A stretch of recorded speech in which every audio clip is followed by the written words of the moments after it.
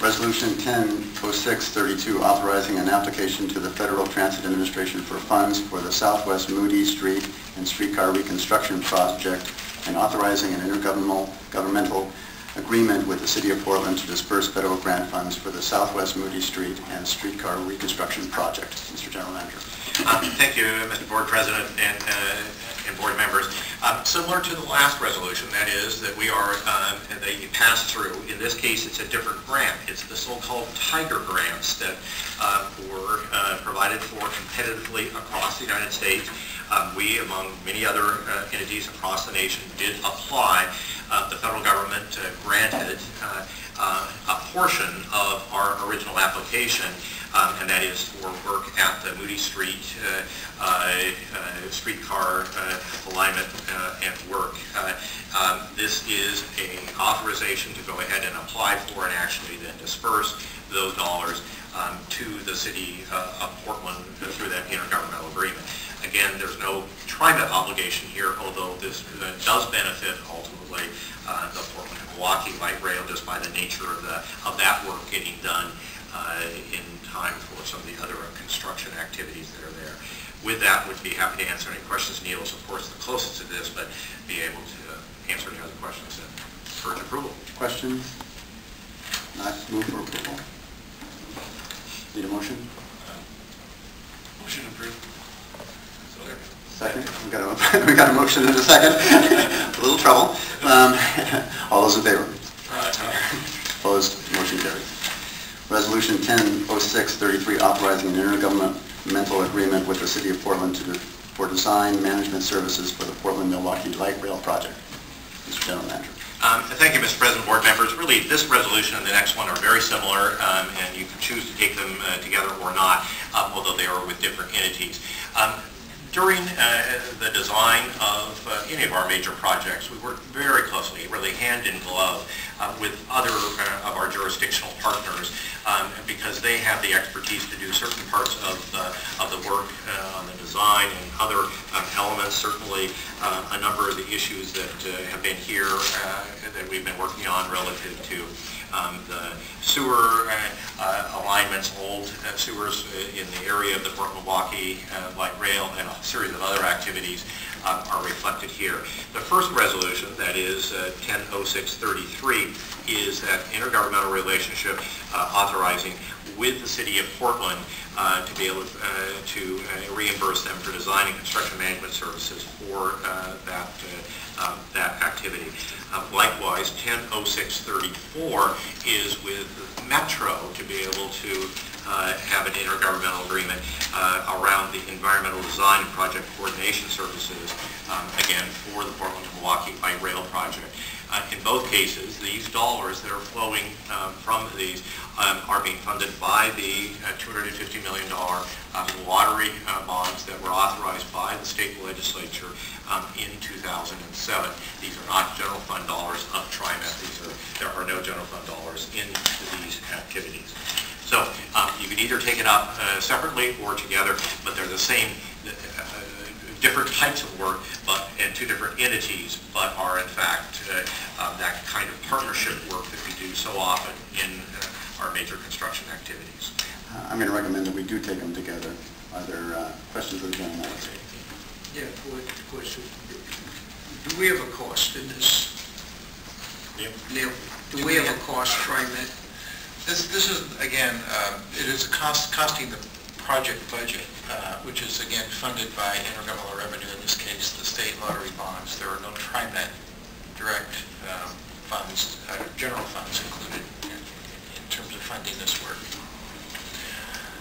Steve? Within general terms, is there a contingency that budget that has been established with a contingency? So, for example, with the $260,000 increase in this one item and the $167 in the other, I realize they go to a line item, but are we counting that against the potential contingency that may have been provided for in the overall Milwaukee light rail budget? That's exactly right. And needless to say, when you begin to think about the overall project and the construction, the contingency actually totals to more than $100 million. So this is a very small part. The only other thing that I would add is, and it's true of both of these agreements, but particularly with the city, is that the additional work that has been authorized, that would be authorized by this resolution, actually resulted in cost reductions to the overall project. So, for example, by asking the Bureau of Environmental Services to actually TV sewer lines that existed, we could hone in much more closely about the actual scope of replacement or rehabilitation that was required for sewer lines along the light rail line, as opposed to just budgeting for their replacement and rehabilitation overall. So, for example, in some of those cases, this early work is very cost effective in terms of honing the budget and giving us more security about the pricing. We all appreciate that. Sometimes we need to spend money to save money later, so appreciate that. Any other questions? Just one. When we do this, the liability still with TriMet? Even though we give this off to someone else, can we be held liable to any work they do? Well, in general, our legal department develops a contract for each of these that does allocate the liability. I would say as a general rule, if the city of Portland, for example, is out doing work like TV and sewer lines, they're responsible for the results and any issues that come with that. But fundamentally, this is a TriMet-sponsored project, the Portland and Milwaukee Light Rail project. So at the end of the day, we're responsible to all our stakeholders on the project to make sure that it gets done. I hope that answers your question. Write it carefully. Sue? I move the adoption of both these measures together. Okay. Second. We have a motion and a second. All those in favor? Aye. Opposed? Motion carries.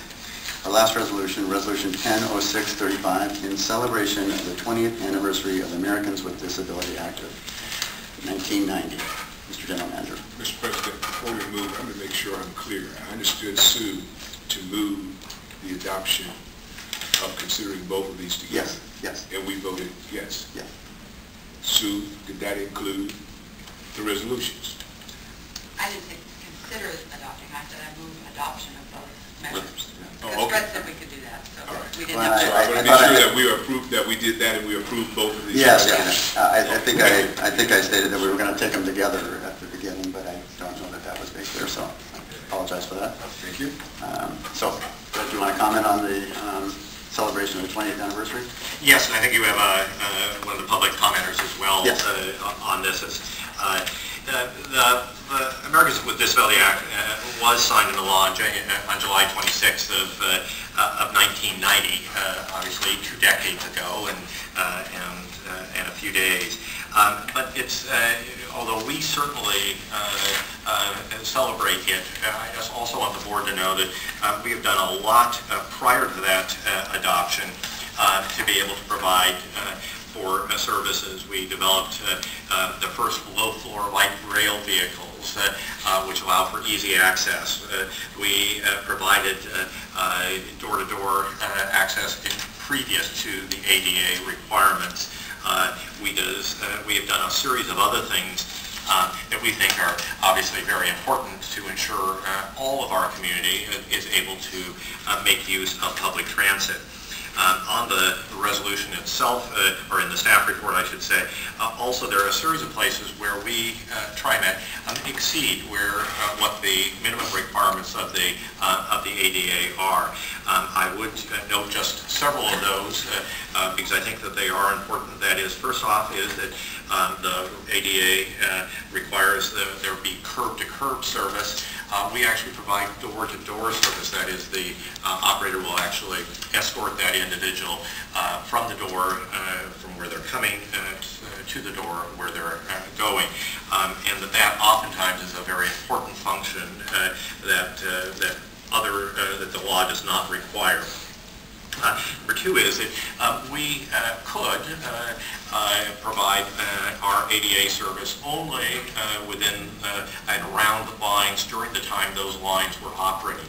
So, for example, if somebody was wanting to ride along the route that the 38 Mountain Park bus, it only runs 5 days a week during rush hour. ADA would require us only to provide that service within the boundary of that route during those hours. We say that the whole system will be ADA, will be controlled by whatever our hours are that we run, and in all different locations of it. Lastly, I would say that under the ADA, fares can in fact be double the undiscounted fixed route fare.